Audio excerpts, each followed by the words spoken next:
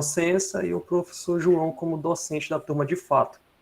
Então, para dar continuidade, só fazendo uma muito breve análise do que a gente viu na aula passada, nós nos introduzimos, informamos qual seria os conteúdos a serem dados e as formas de avaliação dessa disciplina. Qualquer pessoa que queira ver em detalhes é só voltar na nossa gravação, que eu acho que já foi disponibilizada na área.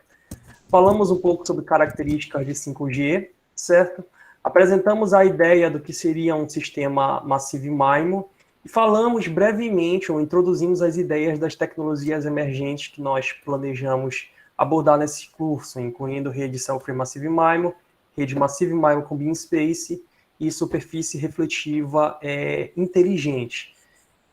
Nós fizemos essas análises, mas a gente também tratou de destacar na hora que não necessariamente a gente vai ficar preso a essas tecnologias. Pode ser que no decorrer do curso outras tecnologias venham a ser apresentadas, certo? Aí depois dessa breve introdução ao curso, só para dar um gosto para vocês do que vai vir pela frente, a gente decidiu voltar para a base, onde a gente apresentou os princípios básicos de comunicação móvel, explicando desde o que era uma comunicação móvel, um radioenlace, até as bandas que são utilizadas. Falamos da equação de potência de transmissão de Friis, que é uma das equações mais importantes dentro de telecomunicações. Explicamos sobre o tamanho de antenas, como isso varia de acordo com a banda que você está considerando, a frequência que você está operando. Falamos também sobre a diretividade de sinal utilizando múltiplas antenas. Explicamos sobre a ideia de MIMO, dos vários tipos de MIMO que existe. Falamos sobre perdas no espaço livre, certo? Para introduzir vocês a ideia de como o canal de comunicação funciona aqui no ar, não é? Falamos sobre como é uma comunicação, na verdade, que vai existir multipercurso e sombreamento, justamente por isso que a gente não utiliza modelos tão simples como o espaço livre. Falamos também sobre os modelos do 3GPP, que são geralmente o que a gente vai utilizar nas nossas análises, não que não existam outros. Eu também ensinei vocês, no caso, quais são os parâmetros que uma tabela do 3GPP de modelo de comunicação desses considera, incluindo breakpoint distance, altura de estação base, altura de unidade de transmissão efetiva, distância 3D, distância 2D, e também ensinamos como ler a tabela para você saber utilizar o modelo, certo? A gente também falou de link budget, orçamento de enlace, onde a gente fez algumas referências aqui sobre algumas operações que você pode ou não fazer com DB e DBM. Falamos de margem de link, fizemos um pequeno exercício bem aqui, para falar sobre coisas, falamos sobre ruído eletromagnético, e introduzimos a ideia de sistemas de white Gaussian noise, ou seja, sistemas com ruído branco aditivo, certo? Gaussiano. E a aula terminou nessa parte, não conseguimos finalizar a aula, mas nós íamos começar a introduzir a ideia de redes celulares. Falando isso, desde a última aula, alguém veio a desenvolver alguma dúvida ou alguma pergunta até então do conteúdo já fornecido?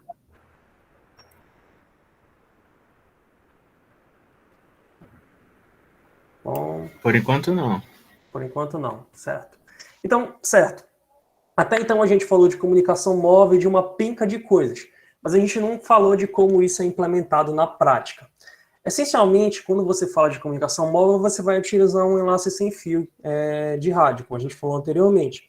Só que o problema é que se você tiver uma área muito grande, vamos imaginar que você tenha um centro que é responsável por interligar várias unidades móveis dentro de uma determinada área, certo? Então esse centro ele vai agir como um hub, ou seja, é uma torre que está recebendo a comunicação de várias unidades móveis se movimentando. O que vai acontecer é que a relação sinal-ruído, que nós chegamos a falar também na última aula sobre o que era, certo?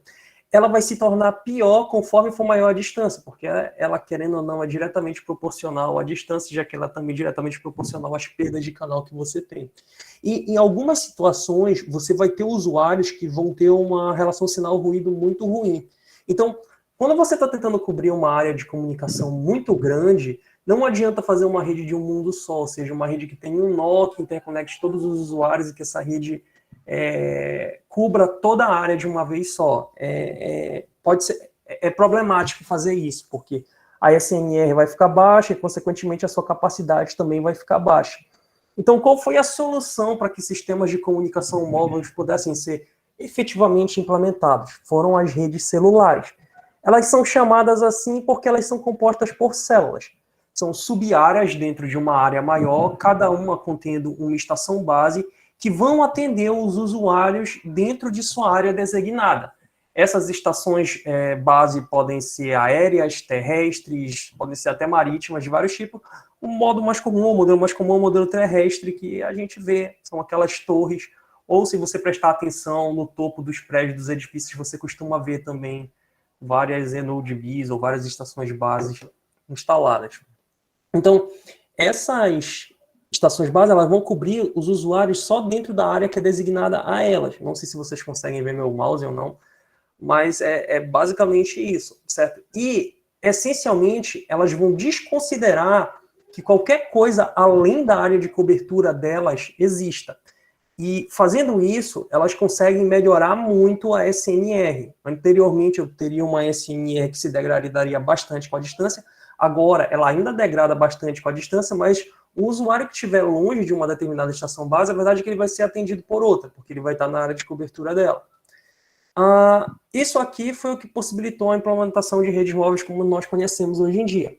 Só que esse tipo de arquitetura ele também tem alguns problemas, especialmente, notavelmente, na borda das células, tá bom? Por quê? Porque o que ocorre é o seguinte, notavelmente, se você tiver um usuário no quadrante do topo esquerdo e um usuário no quadrante do topo direito, certo? Eles vão se comunicar com as suas respectivas estações base.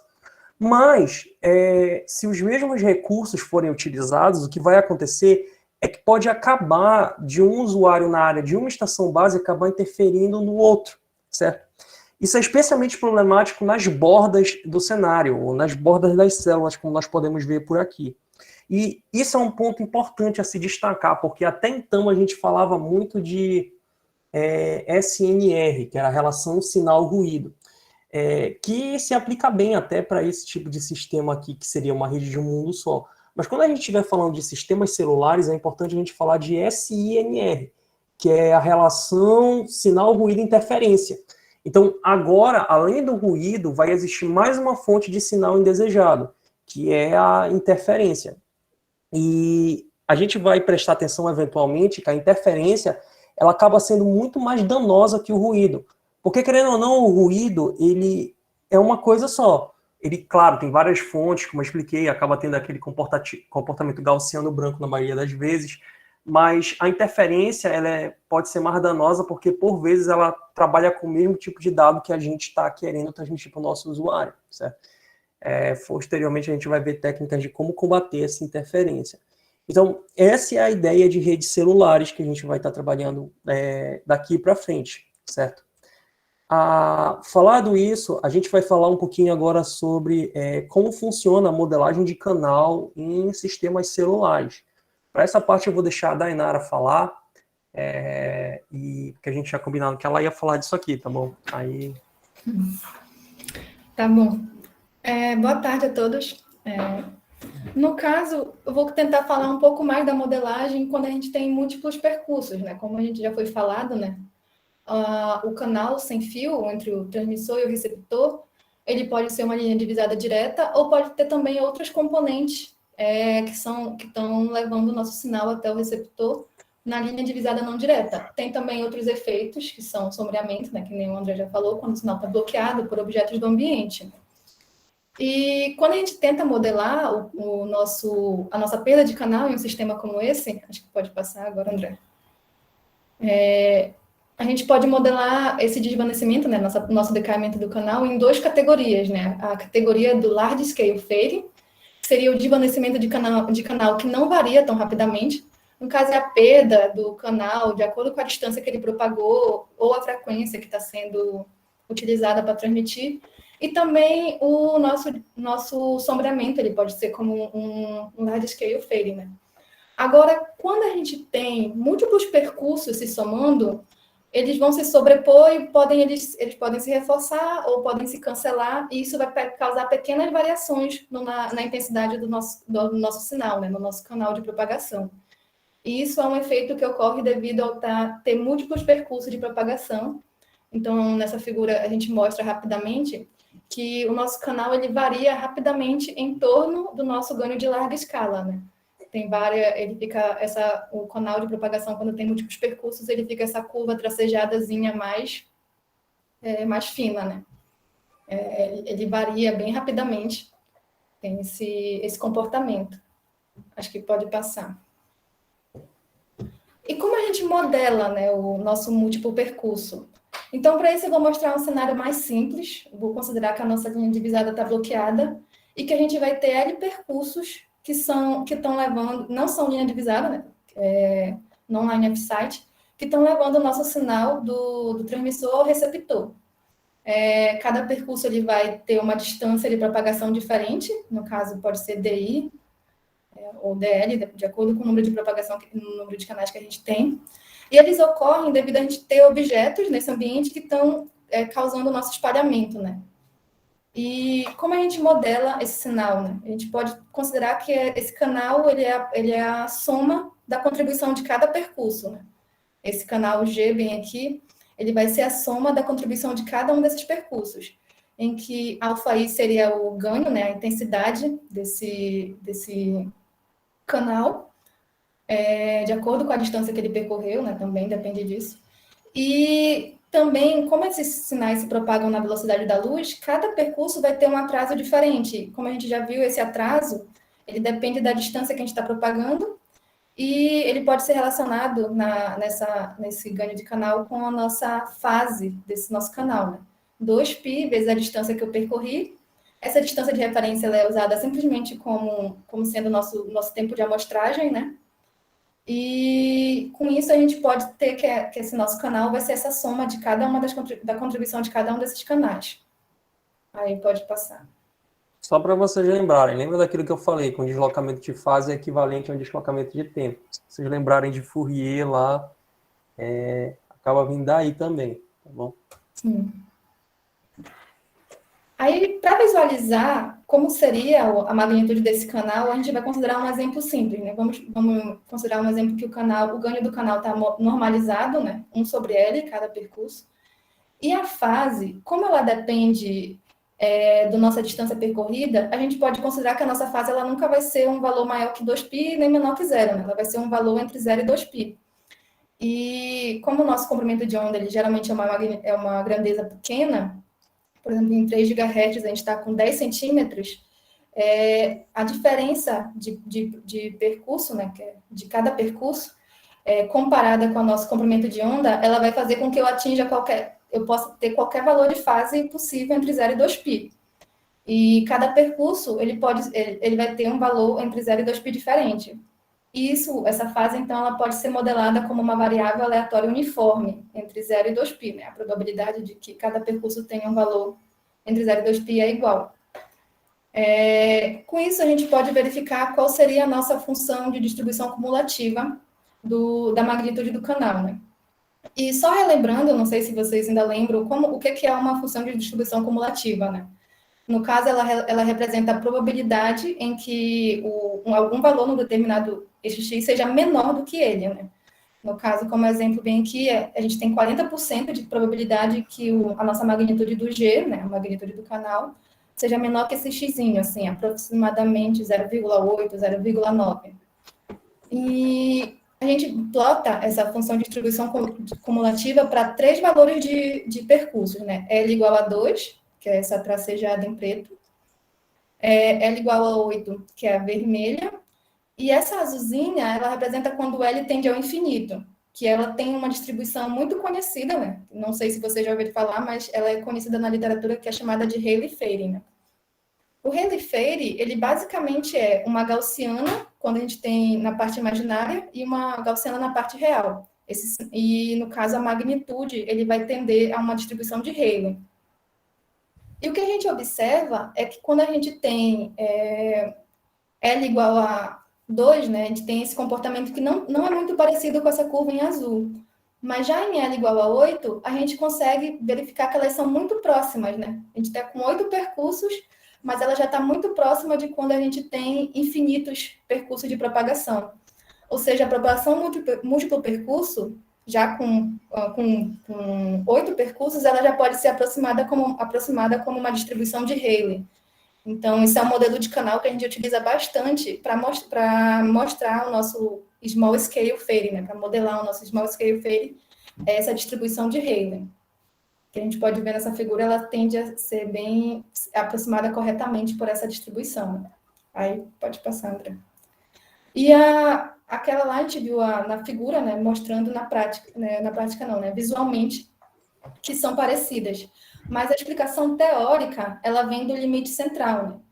Como o André acho que já até mostrou no exemplo dos dados, né, quando a gente soma diversas variáveis aleatórias que têm a mesma distribuição e são independentes entre si, a gente vai tender para uma gaussiana.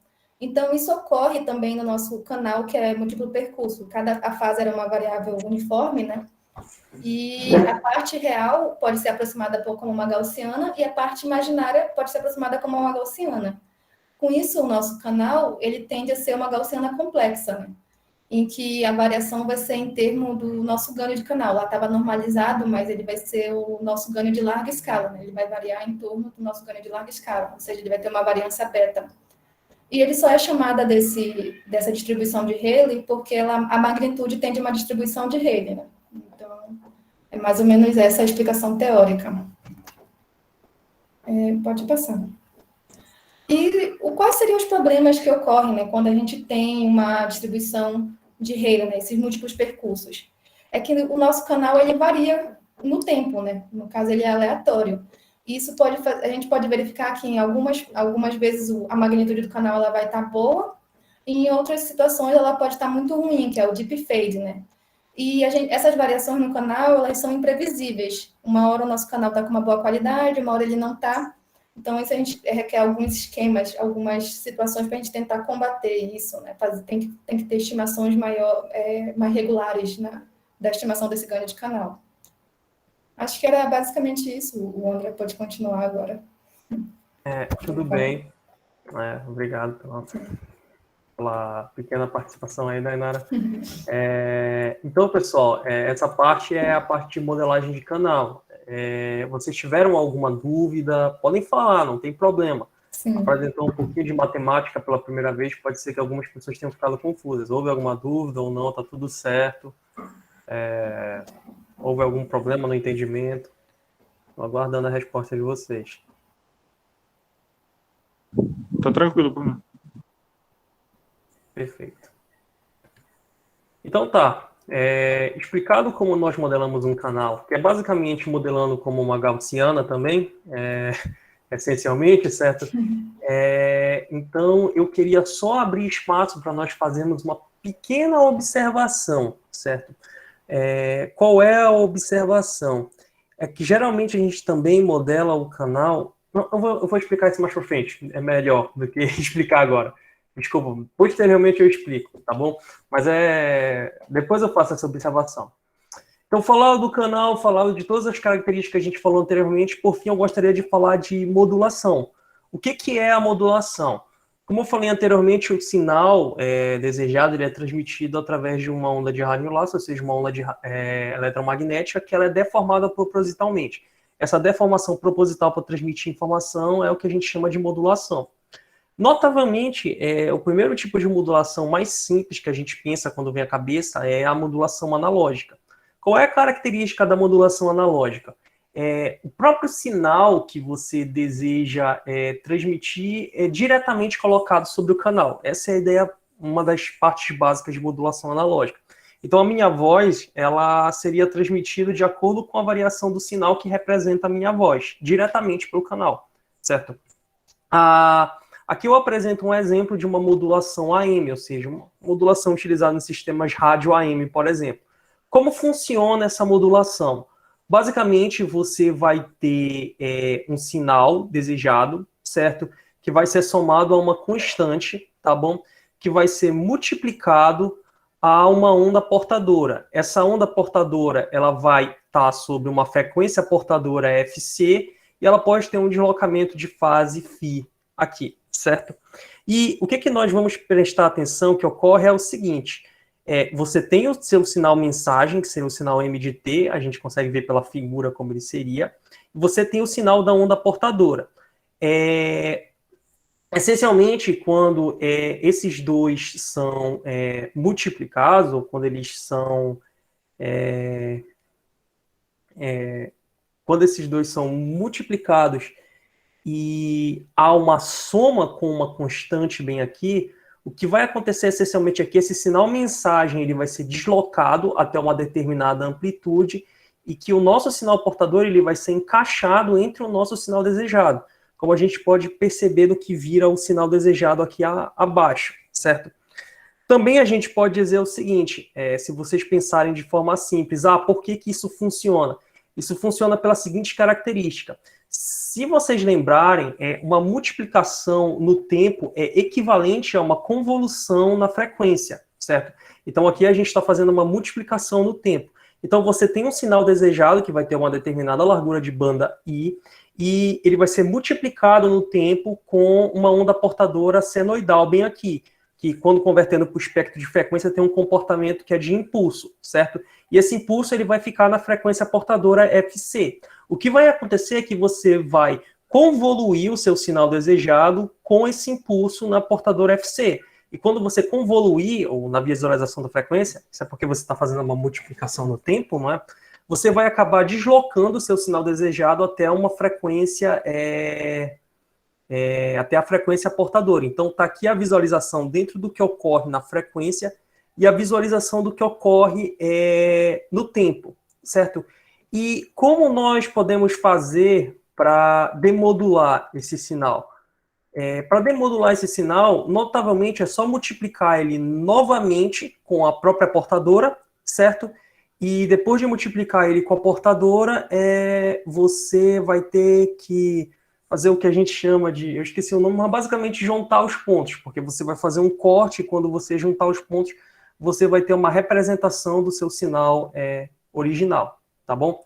Um ponto a destacar nessa modulação, apesar da gente não considerar para o nosso restante do curso, é que esse parâmetro A, ele é um parâmetro de projeto, que ele é importante, porque ele que vai medir o quão seu sinal desejado vai ser deslocado dentro aqui da sua perspectiva do tempo. Então, ele pode ser deslocado aqui suficientemente ou não.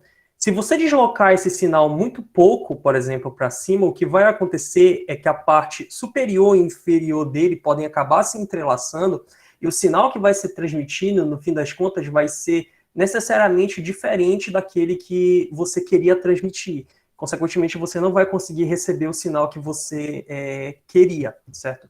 Então, esse é o exemplo mais simples, ou seja, você tem um sinal, você modula numa onda portadora, transmite, depois demodula e aí consegue obter a informação que foi desejada, tá bom? Então, essencialmente, isso é modulação analógica. Isso passa a ideia básica de modulação, mas não é o que a gente vai estar utilizando. A gente está trabalhando com o quê? Com sistemas de comunicação digital. A gente está trabalhando com a ideia da internet, então a gente vai ter que trabalhar com bits, certo? Então, para entender a modulação digital, a ideia é a mesma. No caso, a gente quer deformar as coisas para transmitir informação. Só que numa modulação digital, ao invés de eu poder transmitir um sinal contínuo, que seria realmente a minha voz, por exemplo, direto, sinal direto da minha voz, eu vou ter que transmitir um sinal que ele, na verdade, é um conjunto discretos de símbolos, certo?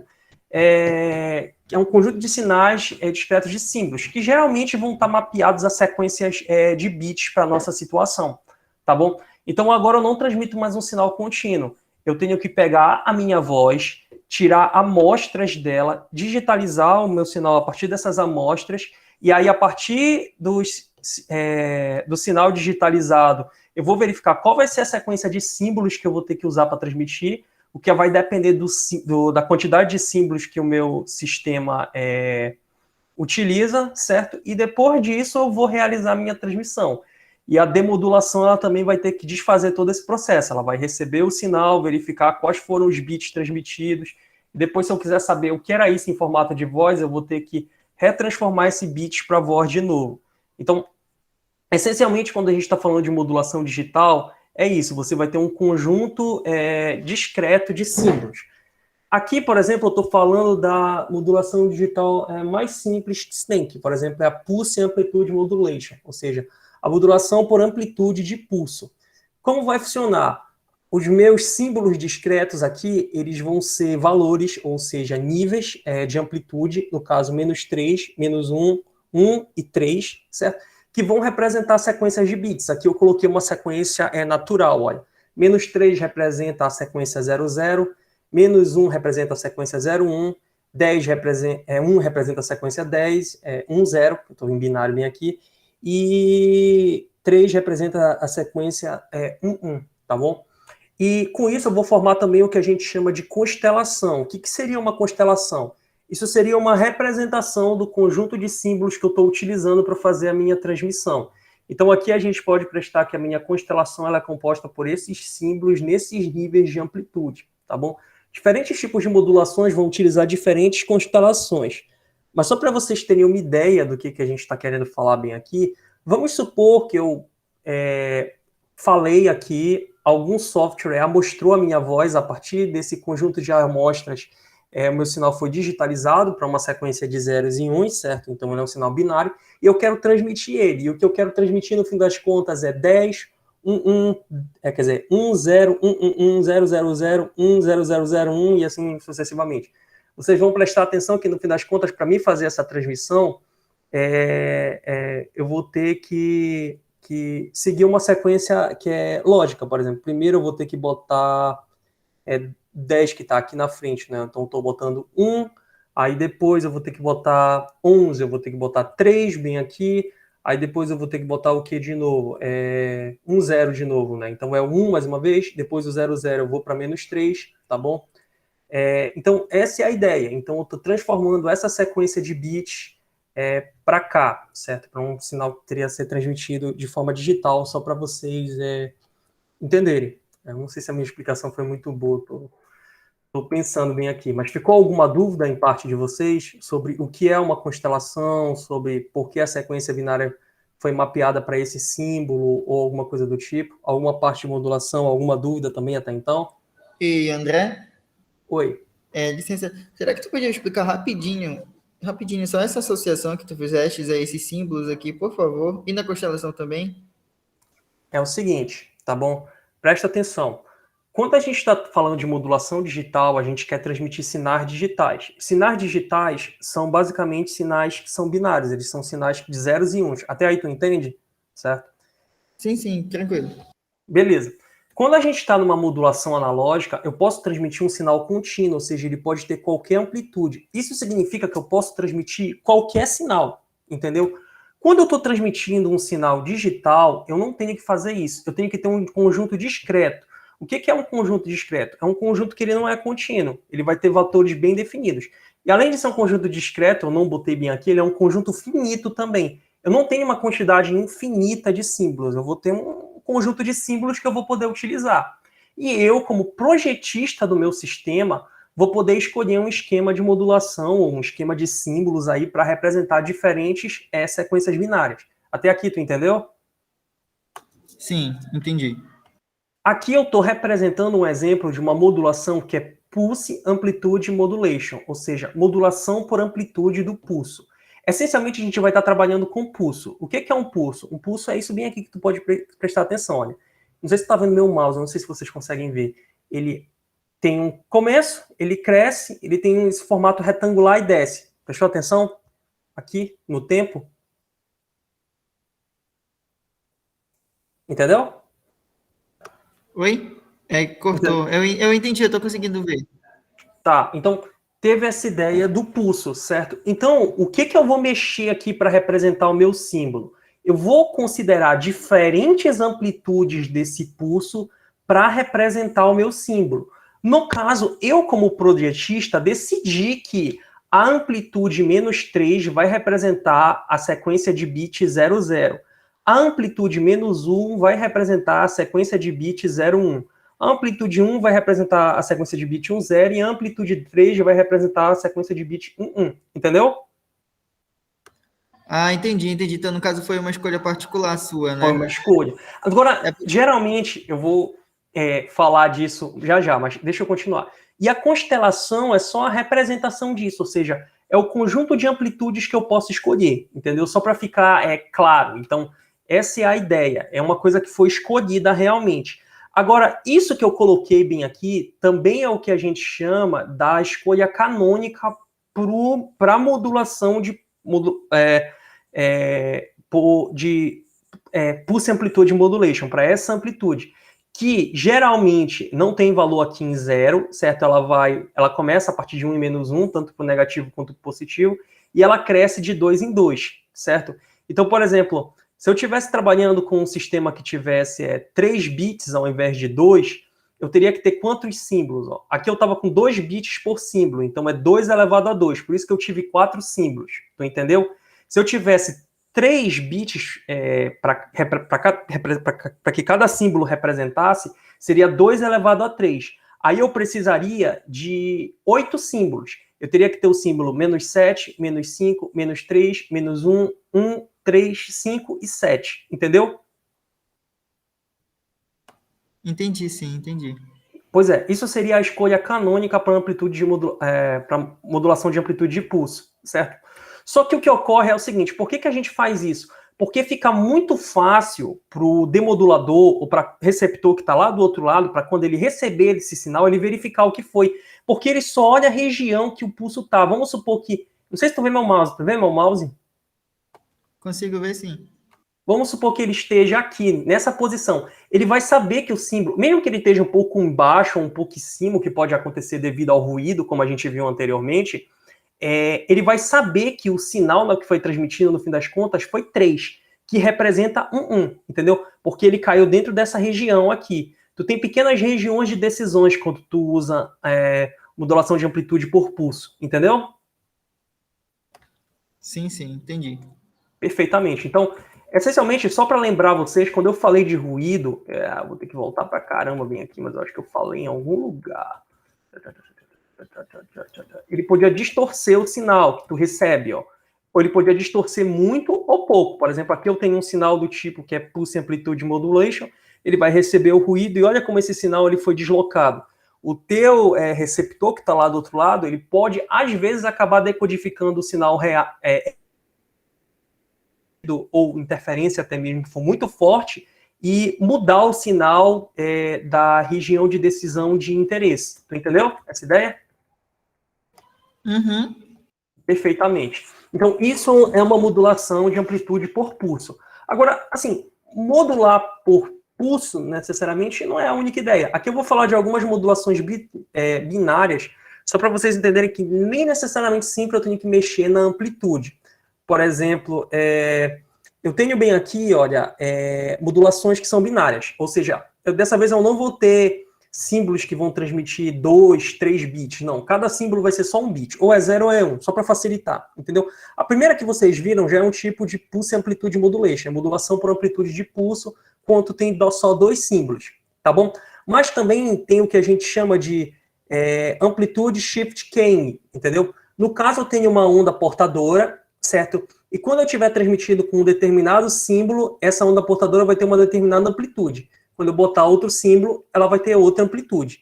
No caso, bem aqui, eu coloco o meu seno aqui, ou cosseno, não sei o que é isso exatamente, mas é uma senoide, com amplitude total quando eu estou transmitindo 1, e com amplitude 0, ou seja, ele deixa de existir quando eu estou transmitindo 0, certo? Então, isso é amplitude shift keying. E quando a gente quer enxergar a constelação disso aqui, a gente pode enxergar da seguinte forma. É a mesma coisa que tu ter um determinado número que ou ele assume 0 bem aqui, ou ele assume o valor real de A, nesse caso bem aqui, para amplitude dessa senoide bem aqui, porque vai ser a senoide com amplitude assim, tá bom? Mas essa não é a única forma de fazer a representação. Além de amplitude e de amplitude por pulso e por amplitude, também tem o que a gente chama de phase shift keying, ou seja, que é a modulação por chaveamento de fase, entendeu? Essencialmente, o que vocês podem prestar atenção é que eu estou transmitindo uma determinada senoide bem aqui. Só que toda vez que eu mudo, por exemplo, do bit 0 para o 0,1, do bit 0 para o bit 1 ou do bit 1 para o bit 0, a fase dessa transmissão ela vai mudar, ou seja, essa senoide tem uma determinada fase, certo? E aí mudou o símbolo, ela vai para outra fase, entendeu? Mudou o símbolo de novo, aí ela vai para outra fase. Mudou o símbolo de novo, aí ela vai para outra fase, mas o símbolo não mudou depois, aí ela continua na mesma fase. Aí mudou o símbolo de novo, ela vai para outra fase, e não mudou o símbolo, ela continua na mesma fase, e assim sucessivamente. Agora, o que vocês vão prestar atenção é, de novo, eu vou estar representando a constelação em termos da minha senoide. Só que agora eu tenho uma mudança brusca de fase bem aqui. É como se eu tivesse um sinal em 0 e do nada eu decidisse mudar ele para menos π, ou seja, para fase mais oposta dele. Então, quando a gente enxerga a constelação, a gente pode enxergar ela nesse formato, quando a gente faz essa operação bem aqui, certo? Existem outros sistemas ainda, como, por exemplo, Frequency Shift Keying, ou seja, chaveamento por frequência, entendeu? Nesse caso, quando eu estiver transmitindo um 0, eu vou transmitir uma senoide numa determinada frequência, e quando eu estiver transmitindo 1, eu vou transmitir a senoide noutra frequência, entendeu? E assim eu tenho como saber qual que é o símbolo sendo transmitido, tá bom? É importante ressaltar que quando a gente está falando de Phase Shift Keying, às vezes eu tenho que ter uma sincronização para isso aqui funcionar adequadamente, porque só a fase muda, sem saber qual é o símbolo de referência inicial realmente, às vezes isso não funciona corretamente, então tem que ter um certo nível de sincronização. Mas eu não quero confundir a cabeça de vocês. Eu só queria que vocês entendessem a modulação por pulso, a modulação por amplitude, a modulação por diferença de fase, e a modulação por diferença de frequência. Até aqui todo mundo entendeu? Tranquilo para mim. Beleza, então. Então, essencialmente, eu vou expandir um pouco as coisas agora. Até então, anteriormente, eu falei para vocês da modulação PSK, não foi? Mas essa modulação PSK, ela pode ser melhorada. Eu estou recebendo uma mensagem. Pode falar, professor. Obrigado. Não, só queria aproveitar o momento para colocar algumas coisas importantes. O André pode falar depois, né? Dizer também que, na realidade, você está codificando uma informação, né? Um sinal elétrico, né? A fase é um sinal elétrico, né? Vai e volta, então, tensão de tensão, de corrente, aí também faz um sinal de campo, né? Isso tudo está indo lá no sistema de informação, certo? E o campo tem uma característica importante, um vetor, que é a polarização. Então, na realidade, tem mais um estado aí que é a polarização vertical, horizontal, né? Então, principalmente para modos guiados, estruturas guiadas, né? O mais conhecida aí é a fibra ótica, né? Você trabalha com os dois estados de polarização da luz, né? Então, cada vez que tem uma possibilidade de colocar informação, é mais importante, né? Mais importante. Mas colocar uma informação, mas cria, logicamente, um problema, né? Então, por exemplo, se você está colocando duas alturas, como esse primeiro desenho aí, então essas alturas têm que ter uma diferença entre elas, quando chegar o ruído, como o André falou, não poluir, né, e não perder informação, né? Se é fase, então essa fase tem que ter uma boa sincronização, né? Se você manda, sei lá, tem um sinal com 100 Hz, outro com 200 Hz, praticamente. Mas quando tem que colocar muita informação, aí você pode ter um sinal com 180, um com 200. Aí essa distância é pequena, qualquer coisa que perturbe fica muito ruim, né? E a mesma coisa a frequência, e aí, mesmo caso também, no caso da polarização, como é campo, aí já é o vazamento da informação de uma polarização para outra. O sistema de comunicação via satélite, por exemplo, utilizam polarização vertical e horizontal para mandar. São dois sistemas de informação, aí já é uma questão de diversidade, né? Só para colocar esse aspecto relacionado. Porque a engenharia vai usar tudo que é possível, né, em termos de diversidade para colocar informação, certo? Então, isso é importante, né? A gente quer cada vez mais aproveitar aquele mesmo espaço e mandar o máximo de informação, tá? Sim. Obrigado, André. Nada, professor. Como o professor falou, existem características importantes de projeto, certo? Como eu falei para vocês anteriormente, tinha uma animação originalmente nessa figura que mostrava o que eu falei. Mas até na modulação analógica, no caso da modulação AM, você tinha que escolher bem esse parâmetro A, ou você arriscava não receber o sinal que você transmitiu, certo? Você arriscava receber outro sinal, até mesmo sem a adição de ruído. Então você tinha que prestar atenção nesse parâmetro de projeto bem aqui. E, novamente, o professor está chamando a atenção de vocês que essas modulações elas não vão ser usadas só em redes de comunicação móvel, certo?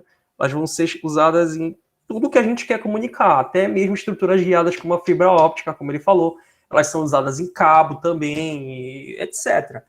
E tu tem que prestar atenção nos teus parâmetros de projeto, no que tu traz transmitido, né? No caso, a polarização, como ele falou, pode ser importante, porque pode acabar havendo vazamento de uma polarização para outra, e entre outras características, certo? Mas eu entendo o que o senhor quis dizer, professor. Muito obrigado pelo comentário. Continuando, não é? Eu falei para vocês do PSK, que é o Phase Shift Keying, não é? Que é basicamente a ideia de utilizar uma senoide, certo, para transmitir a informação, e quando eu quero transmitir outra informação, eu mudo a fase da senoide que está sendo transmitida. Aqui a gente fez isso só com duas senoides, colocando um defasamento de fase de 180 graus entre a senoide. Então, eu transmitia 0, eu estava com uma determinada fase, eu ia transmitir 1, eu mudava para outra fase, eu ia 0, eu ia para outra fase, 1, eu voltava para a fase anterior e assim sucessivamente, certo? Só que é possível fazer isso não só com duas senoides. Tu pode fazer isso com múltiplas senoides, certo? Que modifiquem a fase do sinal entre si. No caso, eu estou exemplificando para vocês quando eu monto uma constelação que não é só com dois símbolos, que é o Phase Shift Keying, mas na verdade com 4 símbolos, que aí já vai evoluir para o que a gente chama de quadratura e Phase Shift Keying, ou seja, chaveamento por fase em quadratura, certo? Então agora a gente tem 4 símbolos. Isso é bacana para a gente porque é o seguinte, se aqui com Phase Shift Keying eu só podia transmitir, por exemplo, 1 bit a cada unidade de tempo que vocês estão considerando, que é a duração do símbolo, por exemplo, agora eu posso transmitir 2 bits na mesma duração de símbolo, certo? Então, essa modulação aqui, ela pode dizer que é mais eficiente. Claro, agora existe também mais possibilidades de um símbolo ser confundido com o outro, com o ruído, porque as coisas ficam mais próximas também. É um problema que se tem.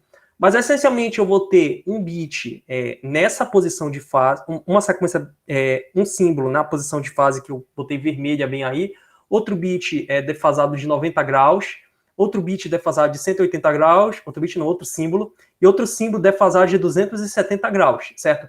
A representação no tempo dos 4 sinais é essa que está sendo apresentada aqui ao lado, com as mesmas cores que eu botei anteriormente. E se eu quero transmitir uma determinada sequência binária, vocês vão prestar atenção que vai de novo virar só a variação da fase das senoides que eu considerei anteriormente. Então, isso aqui, se vocês prestarem atenção, ela já está um tipo de modulação que ele tem uma constelação que a gente fala, se vocês pararem para pensar, que tem uma representação que ela é bidimensional, ou seja, ela usa tanto um eixo quanto o outro. E, geralmente a gente costuma representar isso aqui de forma complexa, como se fosse um plano complexo, certo? Então aqui a gente tem o eixo dos reais e aqui a gente tem o eixo dos imaginários, certo? Dainara, professor, o senhor quer adicionar algum comentário ou não? Não, você pode tocar quando tudo bem. Obrigado. Então, aqui, essa é a mesma ideia da Phase Shift Keying, ou seja, eu estou fazendo uma modulação do tipo digital por chaveamento de fase, mas agora eu estou colocando mais senoides para mim poder transmitir mais informação no mesmo espaço de tempo, certo? É isso que, no fim das contas, como o professor falou, a gente sempre quer, não é? A gente quer aproveitar o mesmo espaço para transmitir o máximo de informação possível. Claro que isso vem com um conjunto de desafios, tá bom? Falando dessa modulação, que é o QPSK, eu vou falar agora da modulação QAM. O que é a modulação QAM? essencialmente, essa ideia de transmitir usando duas senoides ou mais, ela pode ser aproveitada em outros sentidos. Tu pode utilizar duas senoides que são ortogonais entre si. O exemplo mais básico é utilizar um seno e um cosseno, certo? E modular considerando a amplitude, certo? Ou seja, modular em termos da amplitude dentro dessa senoide. Como essas duas senoides são ortogonais entre si, o que vai acontecer essencialmente é que quando uma estiver no seu pico, outra vai estar no seu zero. Isso implica no fato de que uma não interfere na outra, se vocês pararem para pensar matematicamente na coisa. Certo? Se vocês desenharem os gráficos, vocês vão ver que eu esqueci de botar o gráfico aqui. E como eu vou estar modulando na amplitude de cada uma das senoides, eu tenho como fazer uma modulação em amplitude para cada uma delas, e no fim eu posso somar esses dois sinais para transmitir ainda mais informação numa única unidade de tempo, certo?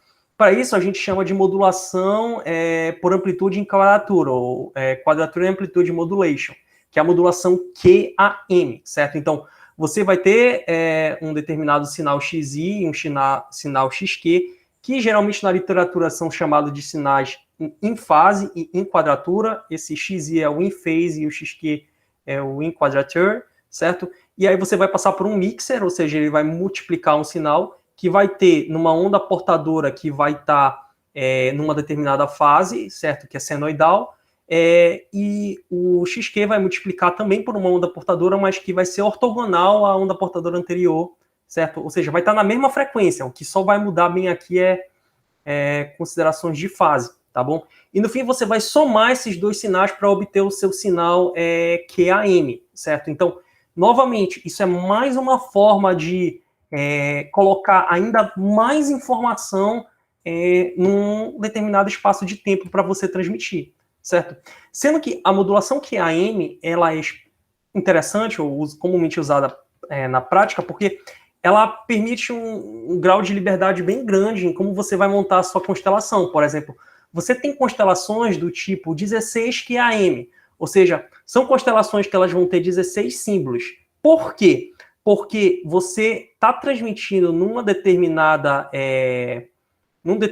onda portadora 4 amplitudes e numa determinada outra onda portadora outras 4 amplitudes e somando elas duas, sendo que essas duas ondas portadoras usam a mesma frequência, elas só utilizam frequências ortogonais, elas já são ortogonais entre si, de forma que elas não interferem uma na outra. Então você consegue transmitir 4 vezes 4 símbolos, certo? E aí quando você montar a sua constelação, é basicamente como dizer bem aqui, olha, essa é como se fosse a parte real do eixo imaginário e essa a parte do eixo do plano complexo, e essa parte imaginária do plano complexo. Seria uma forma de imaginar, certo? Então, a gente tem bem aqui, olha, um plano real, ou seja, esse símbolo bem aqui, que é o real 3, imaginário 3, ele vai representar 10, 10, pelo menos nessa configuração que eu coloquei bem aqui, certo? Mas essa não é a única forma de utilizar QAM, eu posso colocar QAMs com mais símbolos, por exemplo, um 64 QAM. Um 64 QAM, se bem que eu acho que o que está bem aqui é 8 vezes 8. É 8 vezes 8, né? Tá certo? 8 vezes 8. 6 vezes 6. Um 64 QAM, ele é exatamente tu colocar 8 em cada uma daquelas duas ondas portadoras bem aqui que vão ser ortogonais entre si, certo? Então você vai conseguir transmitir 64 símbolos diferentes aqui, ou seja, você vai aproveitar mais o tempo de símbolo que você tem, certo? Então, isso aqui foi só uma introdução básica ao que seria essas modulações, certo? Eu imagino que no decorrer do curso você já deva ter estudado isso, então eu só quis mais relembrar aqui, certo? Mas é importante ressaltar que o nível de modulação que você vai poder adotar, ele vai depender do seu canal. Porque como a gente falou anteriormente, o ruído, a interferência, essas características, elas degradam o sinal recebido. Como elas degradam o sinal de recebido, existe uma boa chance do símbolo que você está recebendo ser confundido com outro, certo? Então, usando a equação lá da capacidade de Shannon, machinando o termo de largura de banda e aplicando a sua SNR, você tem como, mais ou menos, estimar quantos bits por unidade de canal você consegue colocar dentro de um determinado canal. E a gente prestou atenção que a modulação PSK, por exemplo, ela consegue botar 1 bit por símbolo transmitido, ou seja, vai ser 1 bit por unidade do canal. A QPSK ela vai poder botar 2 bits por símbolo transmitido, ou seja, 2 bits por unidade do canal, certo? A 16QAM ela vai poder botar 4 bits por unidade do canal, certo? A 64QM ela vai poder botar 6 bits por unidade do canal e a 256QAM 8 bits por unidade do canal. Quais que os sistemas de comunicação móvel atuais utilizam? Geralmente os sistemas de comunicação móvel atuais utilizam QPSK, 16QAM, 64QAM, 256QAM. Isso para os sistemas de comunicações móveis do tipo LTE, por exemplo. Eles utilizam essas modulações, tá bom? Não que você não possa fazer um sistema que utilize uma outra modulação, tipo um FSK lá do outro jeito. Mas essas aqui geralmente são aquelas utilizadas, tá bom? E por fim, eu só gostaria de fazer uma coisa aqui que vai ficar mais para frente, mas na frente eu acho que quando eu for dar um exemplo de código para vocês, talvez eu explique que essas constelações elas têm que ser normalizadas, tá bom? Porque vocês têm que lembrar que quando a gente quer transmitir, a gente tem que transmitir com uma determinada potência de transmissão. E o jeito que eu construí a minha constelação bem aqui, ó, vocês podem ver que eu botei até uma amplitude 7 bem aqui. Isso pode não ser uma realidade, pode ser que quando eu vou tirar a energia dessa constelação bem aqui, usar os símbolos com essas amplitudes bem aqui, acabe resultando numa energia de constelação muito alta, que não vai estar dentro dos limites do que a minha potência de transmissão permita que eu utilize, não é? Então eu vou ter que normalizar a amplitude desses símbolos bem aqui para poder transmitir ele, para ficar com uma energia de constelação que seja compatível com a potência de transmissão que eu quero colocar, certo? Só para ficar claro, mas isso é só uma pequena consideração que a gente deve abordar mais para frente. E com isso, termina essa parte do que deveria ser a nossa aula 1, não é? A aula anterior. Ficou alguma dúvida? Alguém tem algum comentário a fazer? O professor, a Dainara ou os alunos? Qualquer dúvida pode perguntar para qualquer um de nós.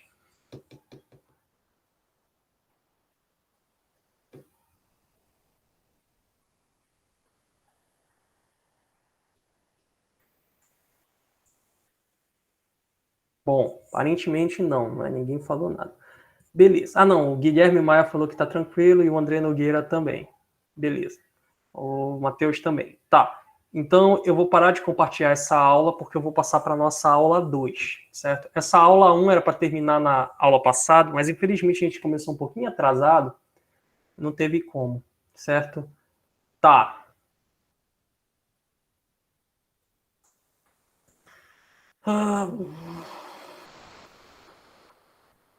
Uma guia.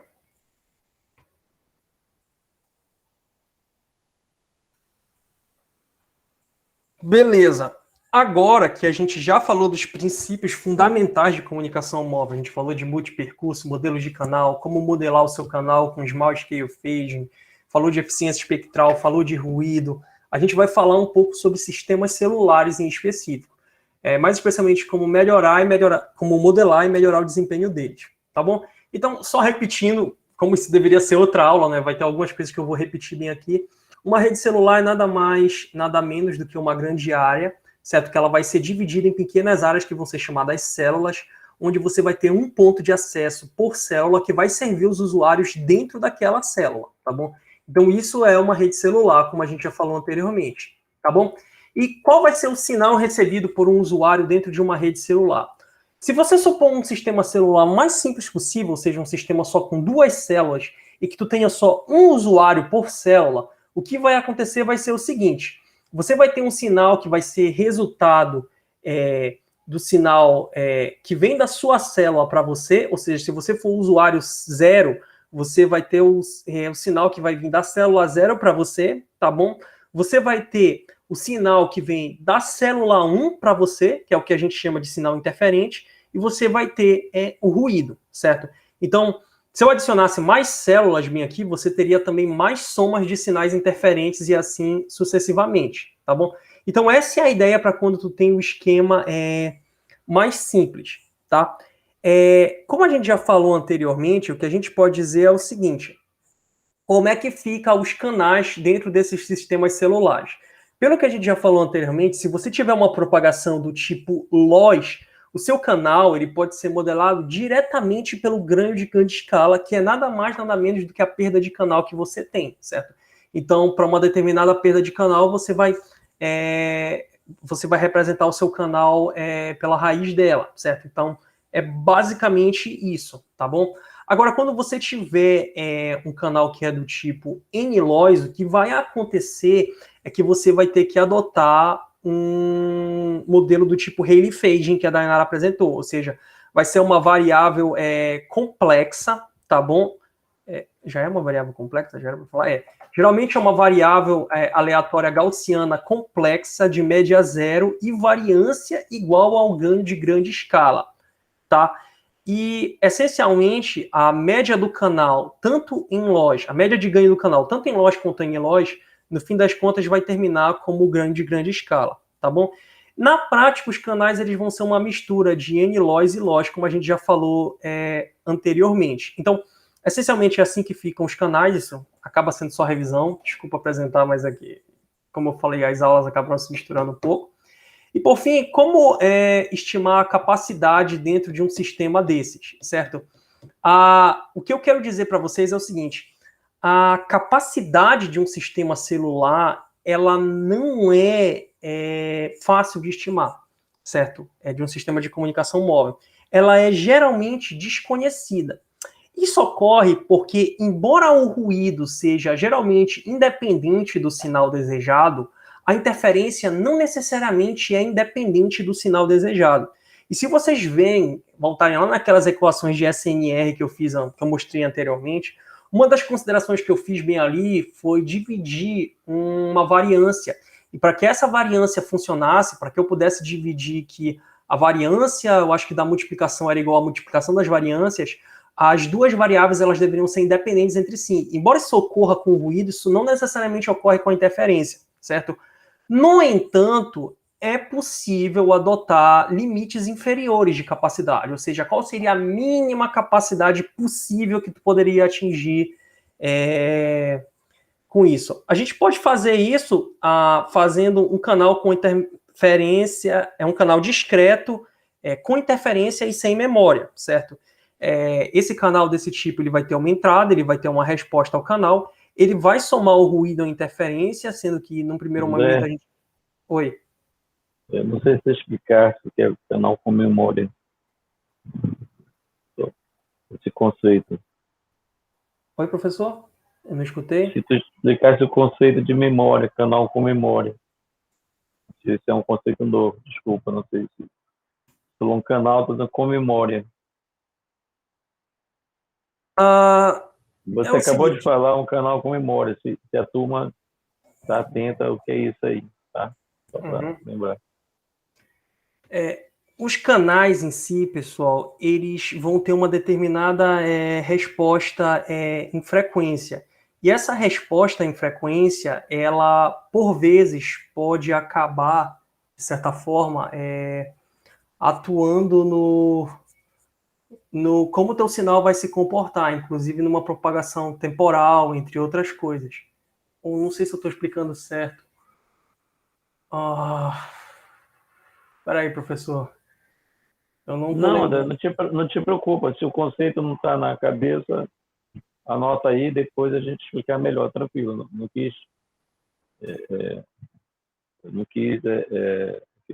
atrapalhar.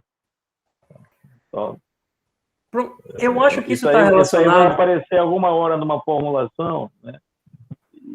E aí, esse conceito aí, ou seja, se vem eu acho que isso está relacionado com a utilização de buffer ou não na sua transmissão, certo? Pelo que eu me lembro, não é necessariamente a resposta em frequência. Ou eu posso estar errado. Dainara, tu lembra de alguma coisa assim? Bom, eu já, na minha cabeça, eu tenho que canal sem memória é quando a resposta no instante, tipo, T mais 1, ela não depende do instante anterior, né? A resposta do canal, no tempo. Aí esses seriam sem memória. E com memória é quando já tem relação, né? Essa é a definição matemática, né? Entendi. Agora, na prática, se os canais são com memórias ou sem memória, eu já não tenho certeza. É a questão de ser fisicamente realizável, né? Na prática, os canais têm memória. Eles não são canais sem memória nesse caso. Desculpa, pessoal. Só Não, continuando. tranquilo. Eu é que peço desculpa, hein? Pode levar aí, tá? Depois a gente, qualquer coisa, a gente vê um texto depois e esclarece. Uhum. Eu também Sim. não, Eu tinha esquecido eu também. também não teria uma excelente explicação para falar agora. Uhum. Então, não ajudou muito. Na realidade, eu achava que você ia esclarecer, né? Não esclarecer, tranquilo. Mas matematicamente a Dainara falou aí, né? Uhum. Sem Ah, memória, assim, exato. sem memória, eu esqueço, não estou sabendo o que está acontecendo. Mas depois Exato. isso vai estar relacionado a fazer modelagem, cadeia de Markov, enfim, tem todas umas coisas que pode se fazer depois, né? Mas é isso, o sistema, o que está acontecendo agora, independe do Porque que está acontecendo lá para trás. eu lembrei como explicar, eu lembrei agora como explicar. É porque o que ocorre é o seguinte, pessoal. É como se na hora eu falei para vocês, quando eu ia transmitir um sinal, que eu tinha um sinal com uma determinada largura de banda e eu associava isso com uma determinada onda portadora quando eu queria modular, certo? E aí eu fazia uma multiplicação entre o meu sinal desejado e aquela onda portadora, que é equivalente a uma convolução na frequência, tá bom? Aí eu passava isso pelo meu canal. Só que o que ocorre é que o teu canal ele também pode ter uma resposta em frequência, certo? Quando o teu canal ele tem uma resposta em frequência, isso significa que o sinal que vai passar por ele vai convoluir com ele também, porque tu tem uma resposta a esse canal. Na verdade, ele vai ter uma resposta em frequência. Então, dependendo de como tu passa por essa convolução, não é? A resposta do teu sinal ela vai mudar. Aí ele pode virar um sinal com memória, um sinal que depende do que ocorre nos instantes anteriores.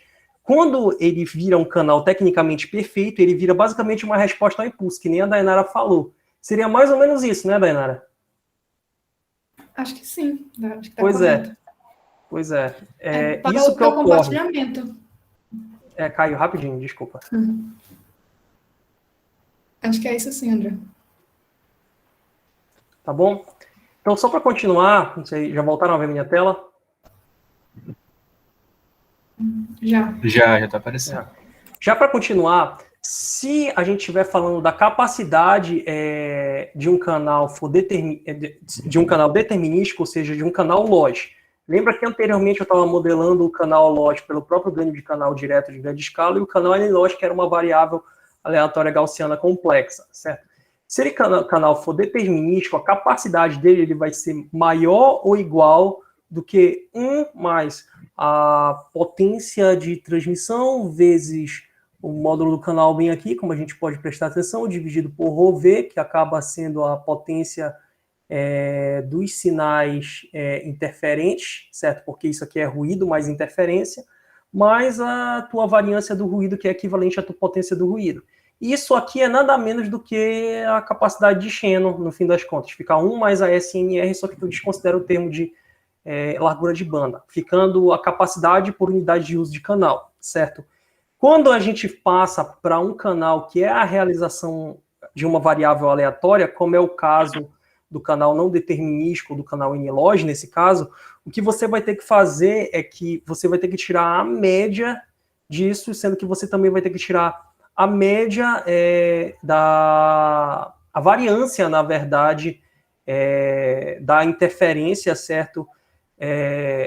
A variância da interferência para quando você tem uma variável unitória que afeta a variância da interferência. Eu sei, é uma palavra confusa. Quando eu li no inglês, eu também fiquei confuso.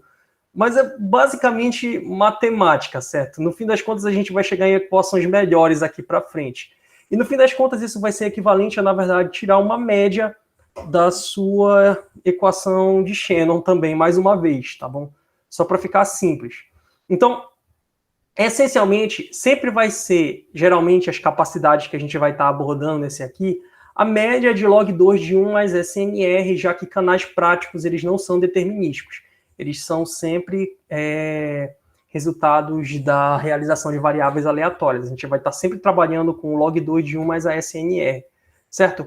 E, de certa forma, a SNR em sistemas celulares, ela vai ser o que no final? Ela vai ser a potência do teu sinal desejado, ou seja, você vai ter as várias variáveis, as várias realizações do seu sinal desejado, e você vai acabar tirando a variância aqui para obter a potência, certo? Dividido pela soma dos usuários ou dos sinais que estão na mesma célula que você, mas são diferentes do seu sinal desejado, certo? Somado também pela soma dos sinais que vêm de outras células, somado com o ruído. Ou seja, se eu for um desses usuários bem aqui, eu vou ter o meu sinal desejado, eu vou ter a interferência que surge da minha célula para mim mesmo, e eu vou ter as interferências que vêm de outras células para mim, e eu vou ter a soma com o ruído, tá? E sendo importante destacar que aqui eu estou fazendo as coisas em relação linear, tá bom? Então aqui eu não estou usando dB ou dBm, tá? Que eu já vi uma pessoa fazer um erro desses aqui. Ela foi fazer uma equação desse tipo. Claro, esses termos já estavam discriminados matematicamente, o que cada um deles, mas a pessoa adotou dBm e acabou fazendo errado. Isso é só para ficar claro, certo? Então, como vocês prestaram atenção, a SNR é o que vai determinar a capacidade. Como eu já falei anteriormente, sistemas celulares são sistemas limitados por interferência. E se vocês prestarem atenção mesmo, eu tenho mais somas de interferência do que ruído bem aqui, certo? Então, geralmente a interferência é o que acaba limitando os sistemas celulares, tá bom? Para combater isso, o que você pode fazer? Você pode dar diferentes recursos para diferentes usuários. Como assim? Você pode, por exemplo, numa ideia mais básica, fazer diferentes usuários operarem em diferentes frequências. E assim eles não vão interferir, ou tecnicamente não deveriam interferir um no outro, tá? Então, dentro de uma célula, por exemplo, essa célula azul, cada um desses usuários pode estar operando com um tipo de recurso da rede, por exemplo, um tipo de frequência, um tipo de sequência piloto, um tipo de código ou alguma coisa assim, certo? Que é específico dele, tá bom? Para quê? Para que a interferência entre eles seja minimizada, tá bom? Só que isso elimina um termo dessa equação, que é essa interferência intracelular, certo? Mas não elimina esse segundo termo bem aqui, que é a interferência intercelular. Então, para interferência intercelular, o que você vai fazer? Você vai trabalhar com blocos de recursos entre células adjacentes. No caso aqui, eu dei um recurso 1, 2, 3 e 4, certo? Para os usuários que estavam, por exemplo, na minha célula 1. Os usuários que estiverem na minha célula 2, eu vou dar os recursos 4, 5, 6 e 7. E eu vou tomar cuidado para que todas as células que sejam adjacentes à célula que tem o sinal desejado, por exemplo, eles utilizem, todas as células que sejam já adjacentes, utilizem grupos de recursos diferentes, certo? Dessa forma, tu minimiza a interferência intracelular, porque tu diminui aquele problema que eu falei que existiria aqui entre as bordas, certo? Então, geralmente, o que se faz para combater a interferência em redes celulares, ou uma das técnicas que é mais utilizadas, que também a gente vai estar utilizando de alguma forma, é isso. Essa repetição de recursos, ela geralmente é adotada em sistemas celulares pela escalabilidade dela, porque você pode diminuir o tamanho do grupo de recursos, ou seja, você acaba limitando o seu sistema em termos de quantos usuários você pode ter dentro de uma célula, mas você pode acabar expandindo o número de grupos de recursos quando você faz isso, e aí dessa forma você acaba tendo menos interferência intercelular, por exemplo, certo? Então, o que eu quero dizer com isso? Vamos supor que uma rede tenha os recursos, sei lá, 1, 2, 3, 4, 5, 6, 7, 8, certo? Aí, nesse primeiro sistema, todas as células usam de 1 a 8.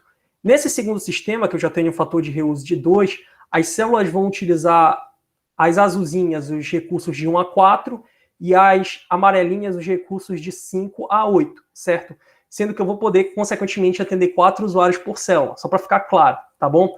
E isso vai diminuir minha interferência intercelular, que com um fator de reuso igual a 1 era bem maior, com um fator de reuso igual a 2 ela diminui. Mas se eu aumentar o fator de reuso para 4, por exemplo, aí eu vou mais uma vez diminuir, não é? Porque eu vou ter 4 grupos. Agora eu vou ter o grupo com recursos 1 e 2, grupo com recurso 2 e 3, grupo com recurso 1 e 2, 3 e 4, grupo com recurso 5 e 6, grupo com recurso 7 e 8. Então eu vou ter os meus vários recursos aqui, certo? E dentro desses vários recursos, o que vai acontecer essencialmente é que a distância, por exemplo, entre duas células que utilizavam o mesmo grupo de recursos ficou maior ainda e, consequentemente, olha, aqui 1 e 6 eram próximos, por exemplo.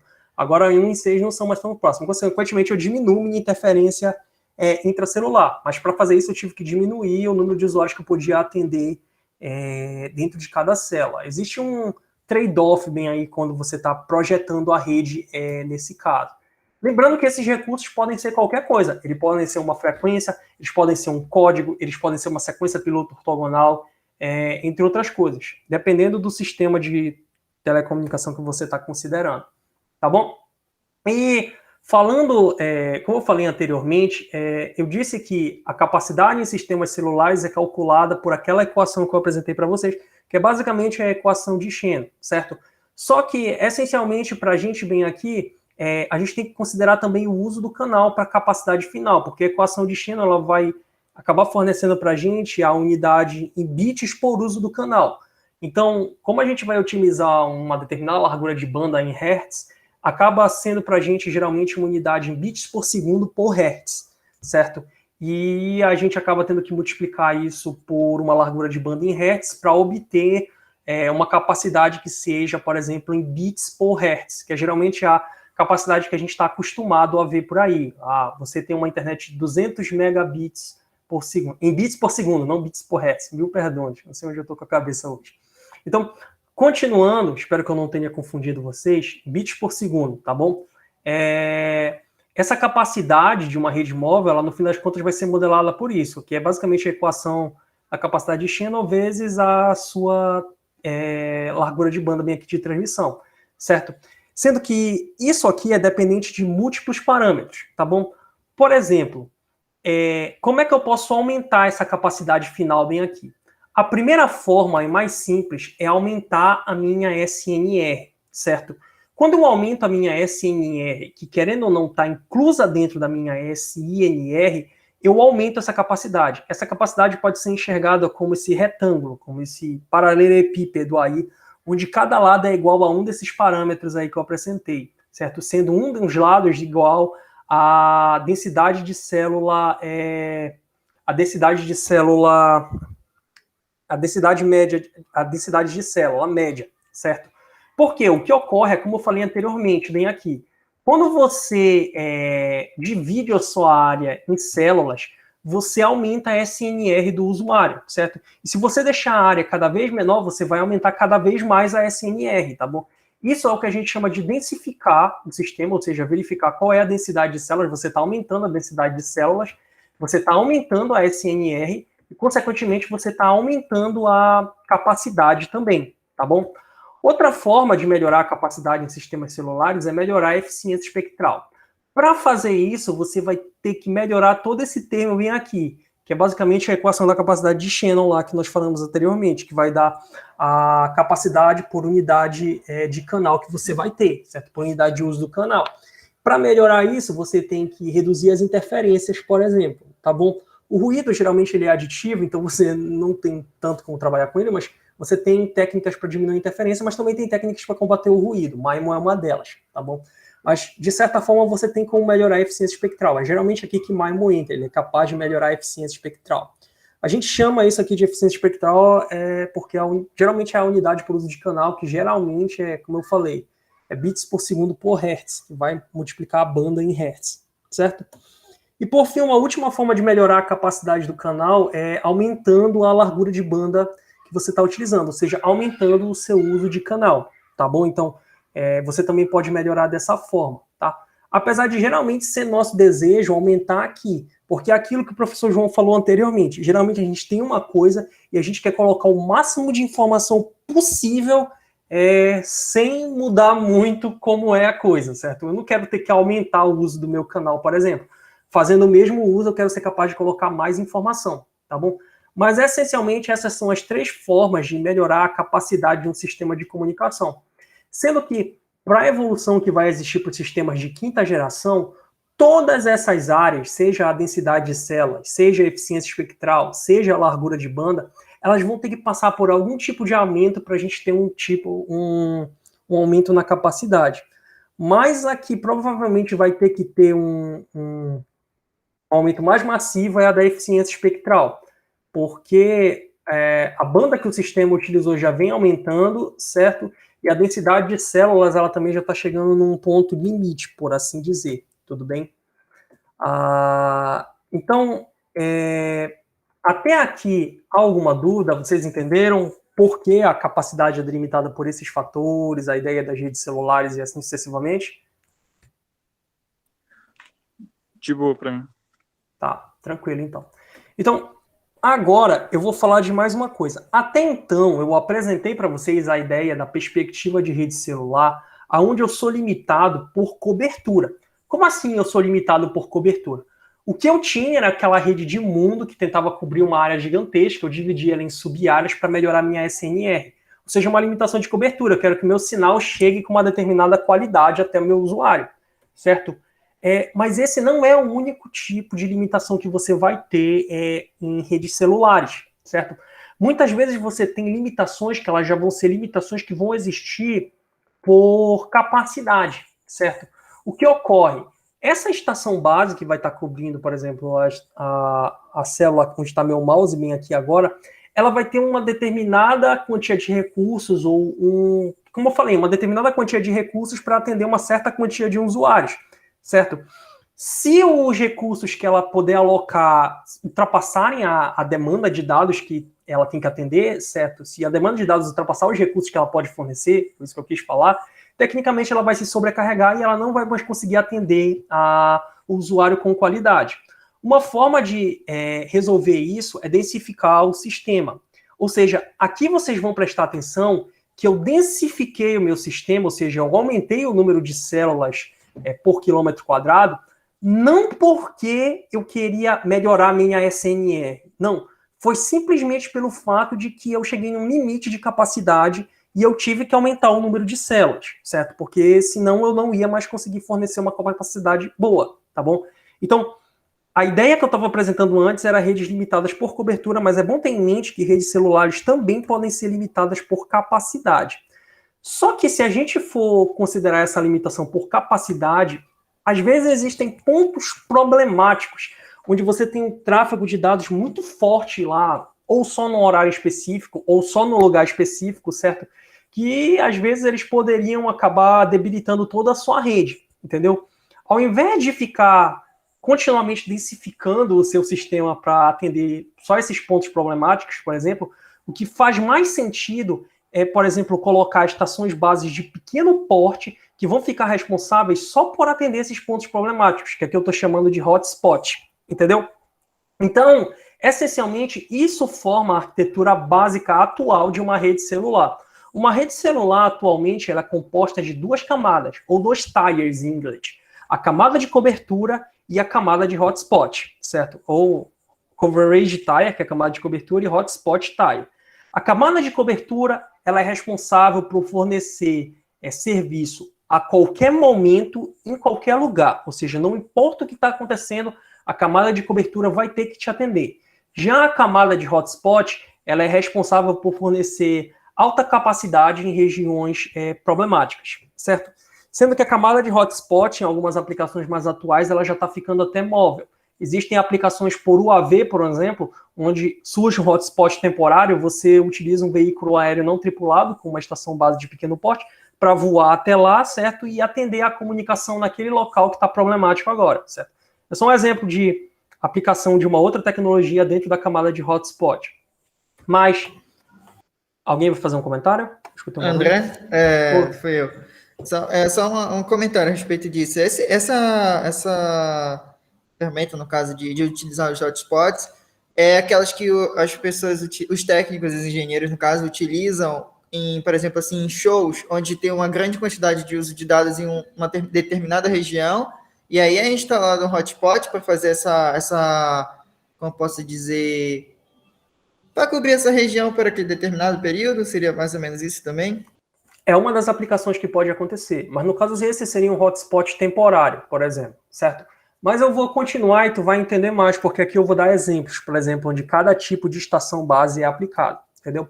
Para essa estrutura onde a gente tem grandes células tentando fornecer o serviço em qualquer hora, em qualquer lugar, e pequenas células atendendo locais que exigem maiores demandas de dados, ou seja, você tem grandes células e pequenas células trabalhando juntas. A gente chama de redes heterogêneas, ou seja, você vai ter diferentes tipos de estação base trabalhando continuamente dentro da estrutura celular para tentar fornecer o serviço de maior qualidade para o seu usuário, certo? E você tem como ter vários tipos de estações base. A primeira que você tem, por exemplo, é uma estação base macro, que geralmente é a estação que cobre a área de cobertura. Elas são aquelas torres grandes que a gente vê em estradas, por exemplo, ou se vocês prestarem atenção no topo de edifícios, é comum ver hoje em dia estações base macro em topos de edifícios também. Elas são comumente instaladas nesse lugar. Existem estações base micro, que aí elas já vão ter uma cobertura menor que a da macro, mas ainda pode chegar a uns quilômetros. Elas já vão ser instaladas, às vezes, em torres menores, ou então em postes, se for alto o suficiente, não é? Nesse tipo de situação. Tem estações bases do tipo pico. Por exemplo, existem locais como, por exemplo, shoppings. Shoppings, às vezes, são locais onde as operadoras investem em colocar uma estação base de pequeno porte dentro do shopping. Por quê? Porque dentro do shopping tem muita gente, é muito lotado, e você quer prestar um serviço de qualidade para todo aquele pessoal, e não é muito bom contar também com um sinal que vai vir do ambiente outdoor, que ainda vai ter que atravessar a parede, tem muita perda associada a isso. Então, geralmente, dentro do shopping, você pode colocar uma estação base do tipo pico, certo? Ou na parte externa do estacionamento, você pode colocar uma estação base do tipo micro. É só um exemplo de como seria. E você tem estações bases do tipo Phantom. Essas aí, por exemplo, são estações bases que são similares ao seu roteador Wi-Fi, ou coisa do gênero. Elas tentam cobrir uma área pequena, uma área de uma casa, de um escritório, de uma sala, certo? Então, dentro de um sistema celular real, você vai ter todos esses tipos de estação base operando juntos, sendo que eles vão se conectar a diferentes tecnologias de acesso para conseguir fazer a comunicação com a internet, certo? Eles vão fornecer o acesso para o usuário, mas eles podem se conectar a fibras, cabos de cobre, eles podem se comunicar entre si por lá sem fio de micro-onda, do tipo ponto a ponto, certo? Então, basicamente a estrutura atual de redes celulares, ela seria essa, é uma estrutura heterogênea, onde você tem vários tipos de backhaul, fronthaul sendo adotados. Ainda vou entrar mais em frente de detalhes do que é backhaul e fronthaul, certo? Então, só para detalhar um pouquinho mais os tipos de estação base, essencialmente você tem macrocélulas que costumam atender o ambiente suburbano, rural, urbano, eles atendem todos os ambientes, basicamente. Elas vão ter uma quantidade de usuários bem grande, mais que 2.000, atender uma área bem grande, ou seja, uma área com um raio de 8 a 30 quilômetros. É sempre no ambiente outdoor. Você tem microcélulas que comumente ficam no ambiente outdoor, mas às vezes vão para o ambiente indoor também, se for uma coisa muito grande. Por exemplo, talvez um estádio de futebol, ou coisa do gênero. Ou uma área onde um show vai ser apresentado, também pode ser instalado, certo? Elas já vão ter uma quantia de usuários que vai de 100 a 2.000, elas já vão ter um raio de cobertura que vai só até 2 km, geralmente elas são implementadas só no ambiente urbano, certo? Você vai ter picocélulas, que aí elas já vão ficar geralmente dentro de edifícios, apesar de poderem ficar fora de edifícios em algumas situações. Elas já vão ter um número de usuários mais limitados, 30 a 100, mas uma área bem menor também. Então, consequentemente, se você, com uma área muito pequena, você vai ter que instalar muitas, por exemplo, para cobrir, mas isso vai dar uma capacidade alta para você. E você tem femtocélulas, que é sempre no ambiente indoor. Aqui foi só para mostrar para vocês. Também eu ressalto para vocês a ideia bem aqui de que olha a potência de saída de cada uma delas, certo? Vocês prestam atenção que uma femtocélula, ela consome muito menos do que uma microcélula, por exemplo, certo? Uma microcélula aqui é apontada como tendo uma potência de saída de 1, certo? Para mim atender 100 usuários, por exemplo, eu teria que ter 4 femtocélulas. Só estou dando um exemplo certo bem aqui. No mínimo, eu teria uma potência de saída dessas 4 femtocélulas de 0.004. E se eu botasse uma microcélula para atender esses 100 usuários, eu gastaria 1 de potência de saída. Então, vocês percebem que, adotando células menores, eu também consigo economizar energia, o que é um ponto importante em algumas análises de viabilidade de redes heterogêneas. Eles sempre apontaram que a utilização de células menores costumam levar a uma redução do consumo energético da rede, mas eventualmente a gente descobriu que tinha um problema com isso, porque a gente acabava aumentando a energia consumida em redes de transporte, ou seja, na rede que vai levar o sinal de internet ou o sinal de dados até a estação base, porque ela vai crescer muito, certo? Mas eu vou falar disso mais para frente, tá? Então, essencialmente, com isso, eu expliquei quais são as redes celulares, expliquei também que elas podem ser limitadas por cobertura e capacidade, expliquei quais são os tipos de interferência que existe, como a gente pode calcular uma capacidade de limite inferior para elas, certo? Quais são os tipos de estação base, quais são as camadas que existem. Isso aqui, eu acho que conclui, pelo menos parcialmente, o que eu tinha para falar de redes celulares, aí eu já ia passar para uma parte que eu vou falar de duplex em sistemas de comunicação. Aí eu ia perguntar para vocês, ficou alguma dúvida?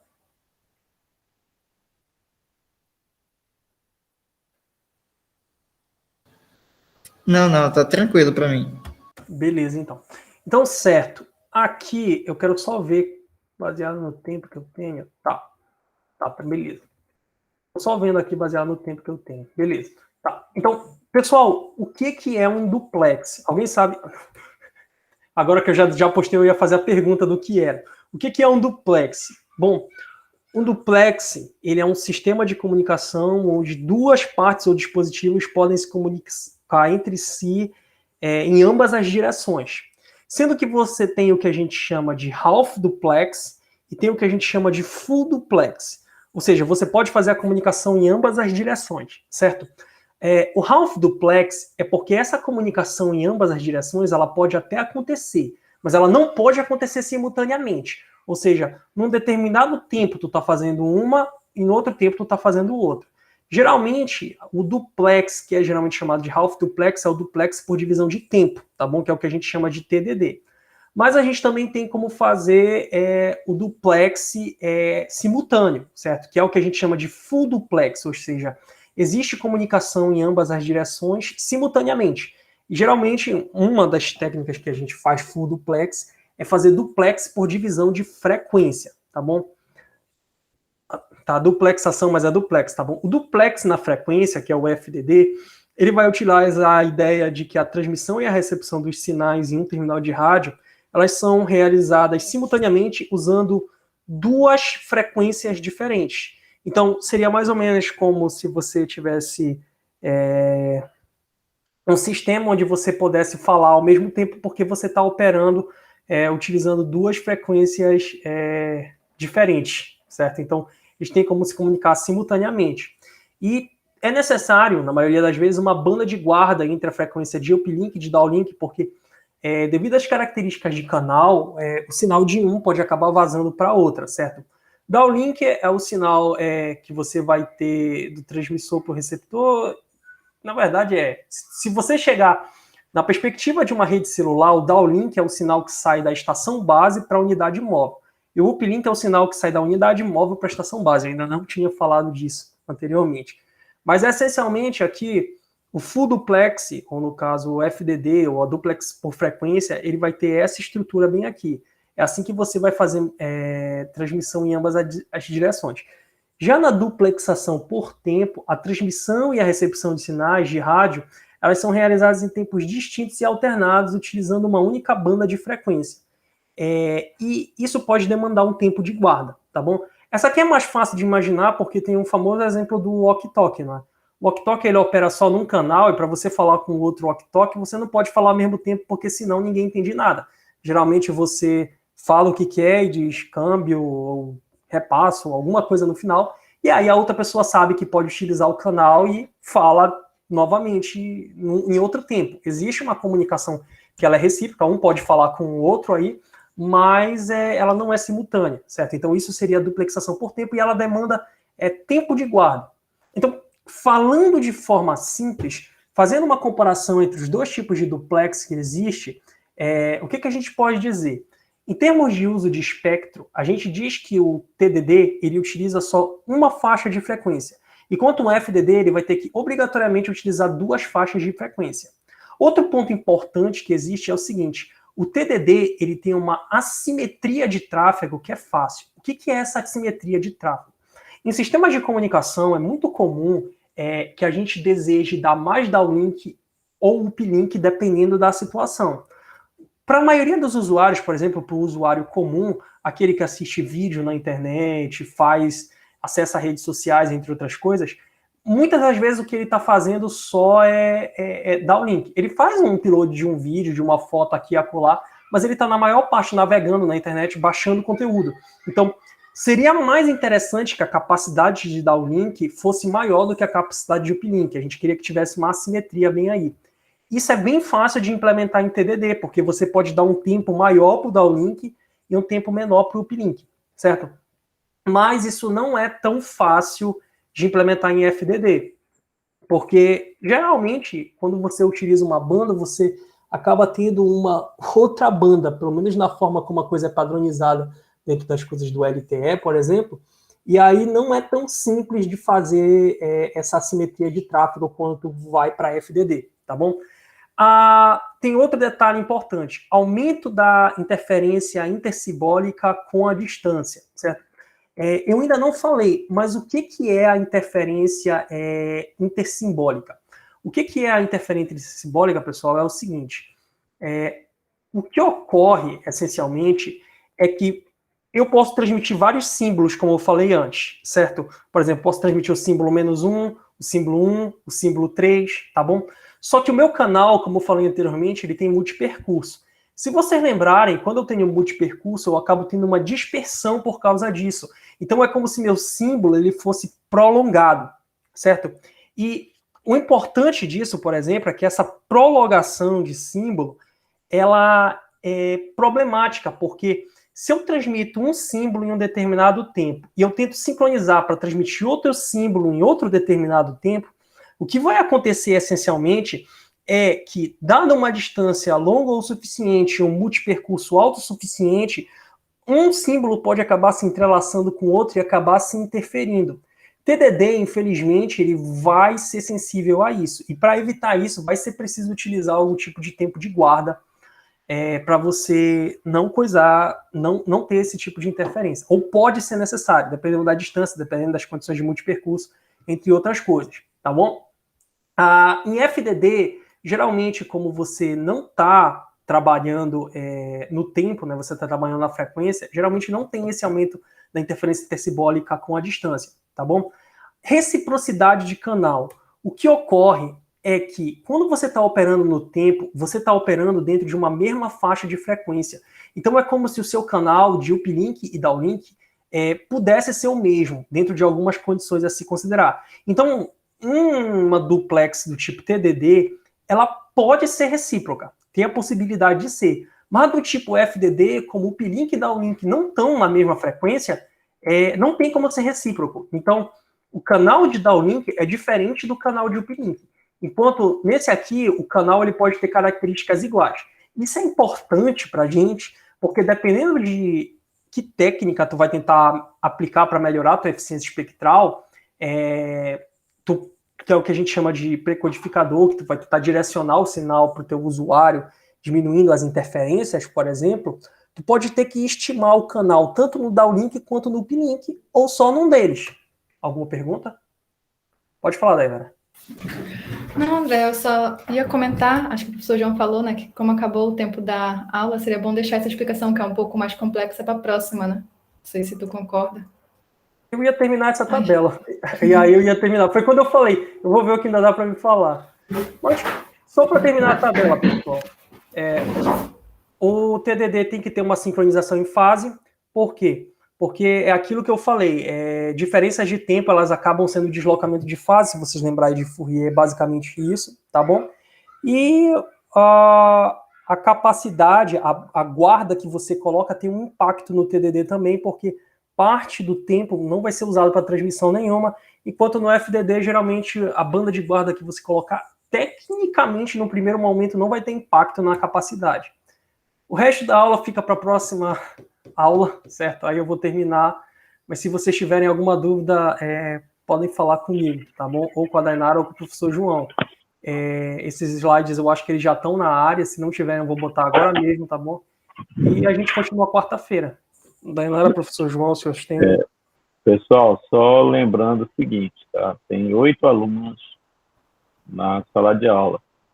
Então, considerando isso, e dado que não é obrigatória a gravação, eu não vou mais distribuir a gravação na sala de aula. Os slides sim, mas a gravação não, tá?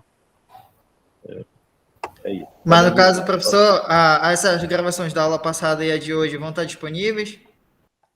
Não, a partir de hoje eu não vou mais distribuir, certo?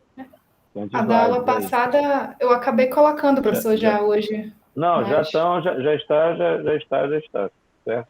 Ah, tá. Então é isso. 5 slides, mas é aula, tá? Dado que o assunto pode ser encontrado em qualquer lugar também. Bom, obrigado. Tá bom. Pois é, professor, mas o problema é que a questão que estava, na verdade, a maioria da turma estava presente, já foram saindo agora no final da aula, já a partir de 6 horas. Não estava, que eu fiquei monitorando aqui direto, tá? Tá, mas Ótimo. tinha mais de 10 pessoas, pelo menos, né? Mais de 10 Sim, pessoas. então, Isso seria injusto então, com quem quem prestou atenção na assistiu, aula, quem quer revisar. quem assistiu, né? Ok? Não, professor. Ok, tá bom, pessoal. Beleza, então. Ok, tá bom.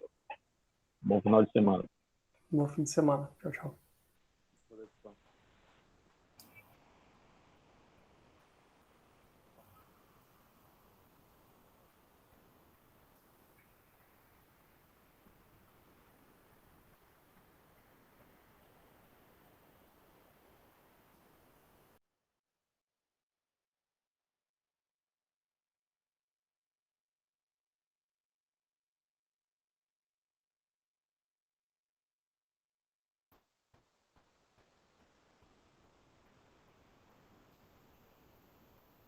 Rafael?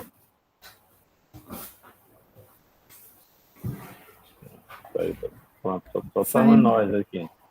Só estamos Sim. nós aqui. Olha, pessoal, é brincadeira, entende? Então, porque a gente pode falar. Então, a gente vai gravar as aulas, certo? A gente não precisa estar numa sexta-feira aqui, Uhum. certo? A gente grava em horário mais conveniente para a gente e manda. Também pode, não tem problema. Certo? E aí pede para quem tiver dúvida, marque o horário e tira dúvida. Porque nós também estamos... Porque são 6 horas da tarde de uma sexta-feira e nós também estamos aqui. Então, assim, tá bom. Então, é só gravar. Dado que a aula não é interativa, fazem 2, 3 perguntas. Então, me pergunto se não é melhor a gente fazer uma gravação e mandar para a gente. Começa a dar um plug e vai embora. É brincadeira, pessoal. Se inscreveram quantos nesse curso? 27 tirando aquele aluno de segundo semestre, né? Porque ele disse que ia se desmatricular. Né? Pois é, 26. entende? Na passada deram quantos? Né? Deram Deu bastante, 20, acho que uns 20 alunos, ou 19. Na passada entraram 19 alunos. 19. Mas ou seja, já tem alguém que não... A gente distribui depois, entende? Mas deixa dar essa chamadinha aí neles aí, né? Eu também estou um pouco decepcionado com a falta de presença. Eu sinto... Então, Na aula passada, teve mais interação, teve mais bate-volta. Nessa aula, eu não sei se eu corri demais, eu devia ter falado menos. Eu dei menos tempo para a pergunta e fui falando. Na próxima aula, eu vou tentar ficar mais esperto. Mas mesmo assim, é geralmente 2, 3 alunos que ainda respondem ou tentam dizer alguma coisa. Mas isso, André, é lugar comum, entendeu? As aulas feministas tem sido assim também. É difícil, né? Aí o senhor falou dos exercícios, né? Eu acho que com os exercícios seria bom também passar, né? Pois é, e é isso que eu estou te falando. Então, assim, a gente pega e já começa a... Entende? Se ficar só 5 até o final, tudo bem, só 5, os outros vão embora. Entende? Agora não dá, a gente não sabe o que está acontecendo com a turma. Certo? Então começa a passar logo algumas coisas para eles entregarem. Né? Porque se os caras querem assistir somente seminário, a gente dá uma lista de seminários para eles. Está aqui o vídeo do Emil, não sei o quê. Certo? Eles assim, tem que ter alguma reciprocidade aqui na disciplina. É o que eu acho. Eu falei, pessoal. Olha. Entendi, professor.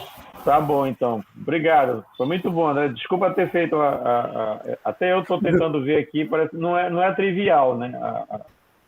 Foi, o senhor mandou um vídeo, não foi? Não é uma explicação trivial. Vai bater lá para frente, tudo, né? Foi mal. Mas eu acho que também... Eu falei porque é o que estava no livro. Talvez fosse melhor não ter falado, só ter apresentado mesmo. Não é trivial. Não, mas é bom para a gente aprender também. Se eu tivesse uma explicação rápida, eu faria, te ajudaria. Né? Não, André, deixa eu explicar aqui. Mas eu também não tinha, então foi mal. Tá, tudo bem, professor. Falou, valeu. Até quarta-feira. Pode falar. Quer dizer, até segunda, né? Segunda-feira tem reunião. Ah, não, é feriado, né? Não. Nós só vamos reunir na quarta. Só vamos se falar assim, Na quarta. segunda é feriado, terça é feriado. Uhum. Né? Hoje é sexta, amanhã é sexta, depois é sexta-feira. Professor, mas a nossa reunião com o Pedro vai continuar na segunda? Eu acho que sim, né, Daina? Essa sim. Sim. Não é feriado, né? E a gente faz isso, né? Tá bom. Né? Não é feriado na Coreia, né? Não é feriado em Taiwan, não é feriado na Finlândia. A não ser que tu queiras mudar. Não, segunda-feira tá bom. Só confirmando com o senhor, que o senhor falou que não ia ter, aí eu estava confirmando. Não, eu libero o pessoal do projeto lá. Do projeto, né? Uhum. Liberei porque é diferente, mas assim, eu presumo que quem estiver precisando de alguma coisa, eu não vou viajar, a gente conversa. Certo? Eu presumo, né? Agora, no caso do Pedro, né, salvo se alguém fosse viajar, no caso, alguém você, né, que é a pessoa interessada, né? Não vou Aí viajar, não. a gente pedia para mudar, mas se não, bora fazer reunião com ele. Tá bom. Falou. Tá bom. Tchau. Tá bom. Tchau, professor. Tchau, bom final de semana para vocês. Tá, bom final de semana.